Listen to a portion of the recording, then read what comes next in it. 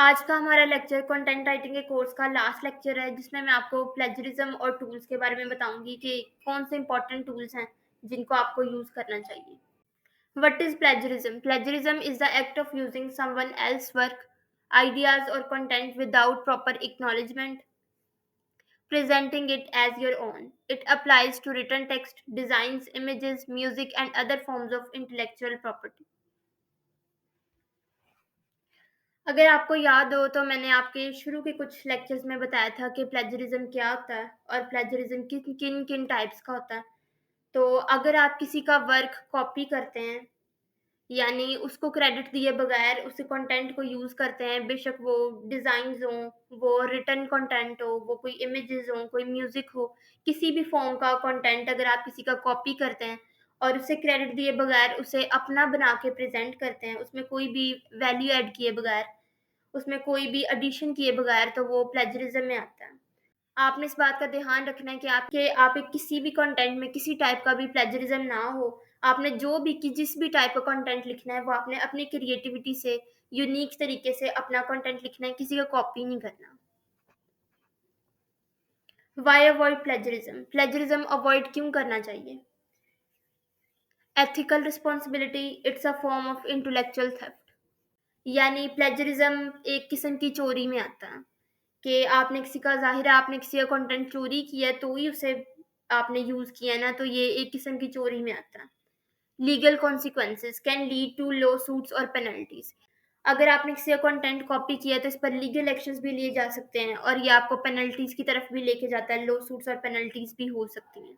Damage to reputation, harms credibility and professional integrity. अगर आपके content में प्लेजरिज्म निकलता है तो यानी ये आपकी रेपुटेशन को डैमेज कर सकता है, जो लोगों का आपके ऊपर ट्रस्ट है, जो क्रेडिबिलिटी है, वो आपकी बहुत ज़्यादा हार्म हो सकती है। Search engine penalties, duplicate content can hurt SEO rankings. अगर कोई आपके कंटेंट की कॉपी बना लेता है, उसे डुप्लीकेट कर लेता है या आप किसी कंटेंट का डुप्लीकेट कंटेंट बना लेते हैं तो ये एसईओ की रैंकिंग्स को भी बहुत ज़्यादा इफेक्ट करता है। ये सर्च इंजन्स के लिए बहुत ज़्यादा प्रॉब्लम क्रिएट करता है, बहुत ज़्यादा इश्यूज हो सकते हैं और आपकी रैंकिंग्स जो हैं वो बहुत ज़्यादा इफेक्ट होती हैं। आपने प्लेजरिज्म का तो सुना होगा, लेकिन अब ये एआई कंटेंट क्या है?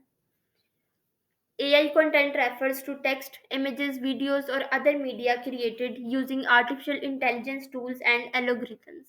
These tools use machine learning and natural language processing to generate, analyze, and optimize content based on user inputs or predefined parameters. अब एक होता है ह्यूमन रिटन कंटेंट, एक होता है एआई रिटन कंटेंट। ऐसा कंटेंट जो हमने खुद लिखा हो, अपनी क्रिएटिविटी से खुद से लिखा हो, वो ह्यूमन रिटन कंटेंट है।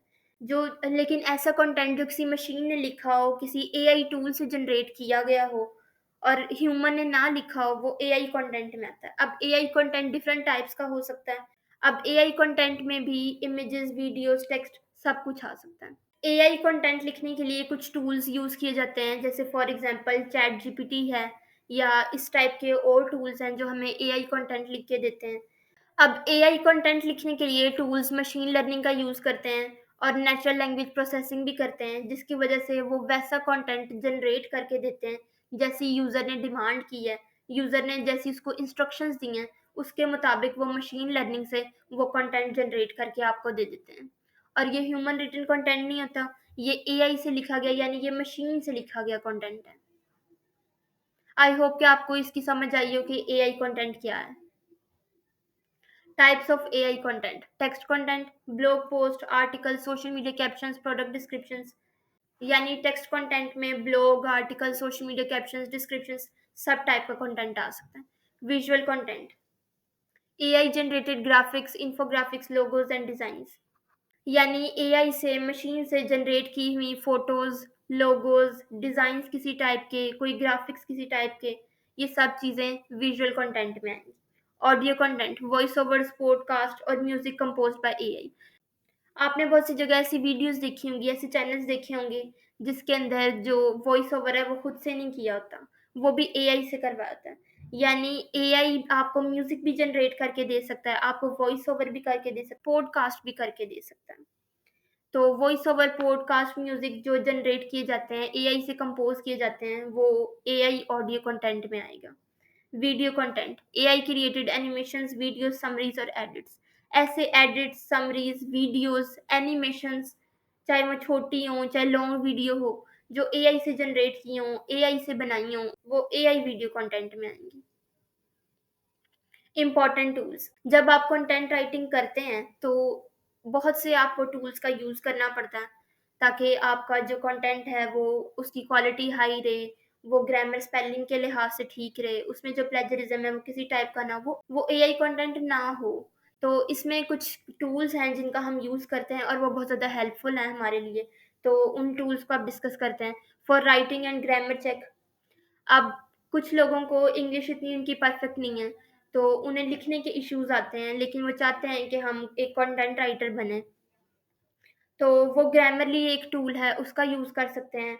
Pro writing aid, Hemingway editor, तो वो इस टाइप के एडिटर्स का इस्तेमाल कर सकते हैं जिसमें वो अपना कंटेंट लिखेंगे और वो आपकी मिस्टेक्स, आपकी ग्रामर मिस्टेक्स, आपकी टोन, आपकी स्पेलिंग मिस्टेक सब कुछ हाईलाइट कर देंगे और आप इन टूल की मदद से अपनी जो राइटिंग है उसमें एडिट्स करके उसको बेहतर बना सकते हैं। बेहतर भी नहीं, बहुत ज़्यादा अच्छा बना सकते हैं। आप इन टूल्स के थ्रू बहुत ज़्यादा अच्छा कंटेंट लिख सकते हैं।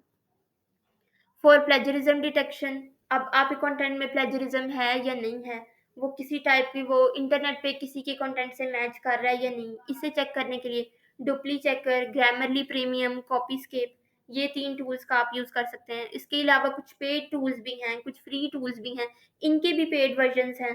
तो ये आपकी मर्ज़ी है कि आप कौन-सा टूल यूज़ करें, जो आपको बेस्ट सूट करे आप उसको यूज़ करें। For AI content detection, Copyleaks, GPT-0, Scribbr AI detector. तो एआई डिटेक्ट करने के लिए कि आपका कंटेंट 100% ह्यूमन रिटन है या एआई है, इसे भी डिटेक्ट करने के लिए अब टूल्स आ गए हैं। कॉपी लीक्स है, GPT-0 है, स्क्रिबर एआई डिटेक्टर है। अब मैंने आपको स्टेप वाइज 3 टूल्स प्रोवाइड कर दिए हैं। आप जिनमें इन्हें जाएं, जाके इन्हें एक्सप्लोर करें, जो सा आपको अच्छा लगता है उसे यूज करें। आप फर्स्टली आपको ग्रामर के लिए, आपको लिखने के लिए हेल्प की ज़रूरत है, उसके लिए आप ये वाले टूल्स ग्रामरली, हेमिंग एडिटर वगैरह यूज़ कर सकते हैं। दूसरा स्टेप आता है प्लेजरिज्म डिटेक्शन का, तो उसके लिए आप डुप्ली चेकर, कॉपीस्केप यूज़ कर सकते हैं।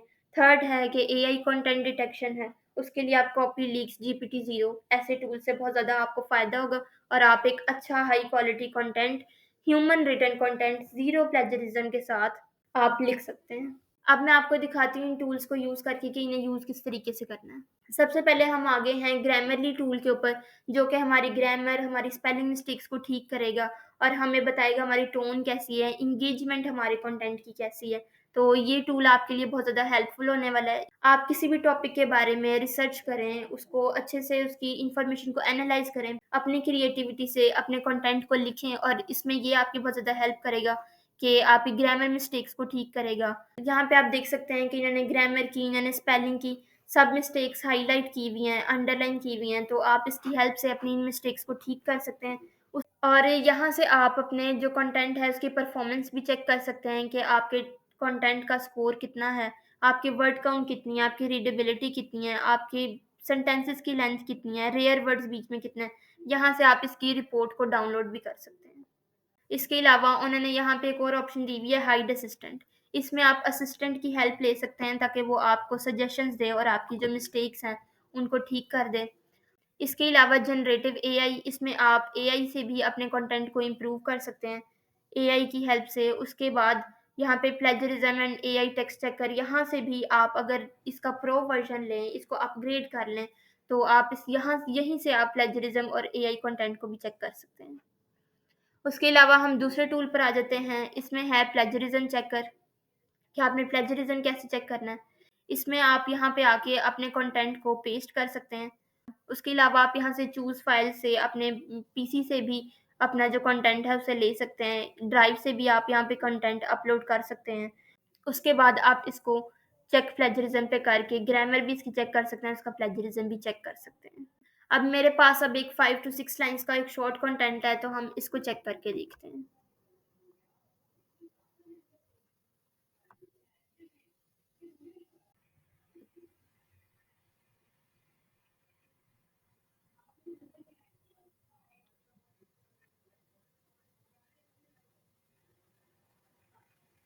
अब हमारा जो कंटेंट है उसकी स्कैनिंग स्टार्ट हो गई है और आप देख सकते हैं कि प्लेजरिज्म 0% है और हमारा कंटेंट यूनिक जो है 100% है।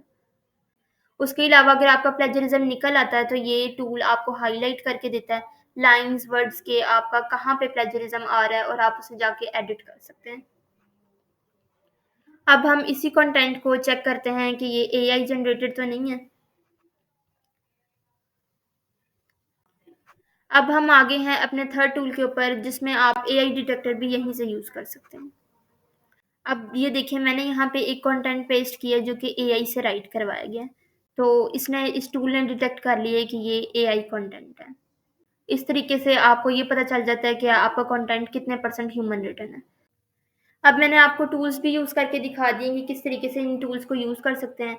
अब आप हाई क्वालिटी कंटेंट लिखने के लिए ग्रामरली का यूज़ कर सकते हैं और बाकी डिटेक्शन के लिए आप दूसरे टूल्स का यूज़ कर सकते हैं। आई होप कि आपको ये लेक्चर बहुत ज़्यादा आपके लिए हेल्पफुल रहा हो, इन्फॉर्मेटिव रहा हो। उसके अलावा ओवरऑल कोर्स जो है वो भी आपके लिए बहुत ज़्यादा उसने आपको कोई ना कोई स्किल ज़रूर दी हो, आपकी नॉलेज में इज़ाफ़ा ज़रूर किया हो। आपको ये कोर्स इन्फॉर्मेटिव लगा, अच्छा लगा तो इसे ज़्यादा से ज़्यादा शेयर करें और कमेंट करके बताएँ कि आपको ये कोर्स कैसा लगा, क्योंकि आपके फीडबैक का इंतज़ार रहेगा और इसे ज़्यादा से ज़्यादा शेयर करें उन लोगों के साथ जो इस स्किल को सीखना चाहते हैं, अपना करियर बिल्ड करना चाहते हैं, कंटेंट राइटिंग के अंदर।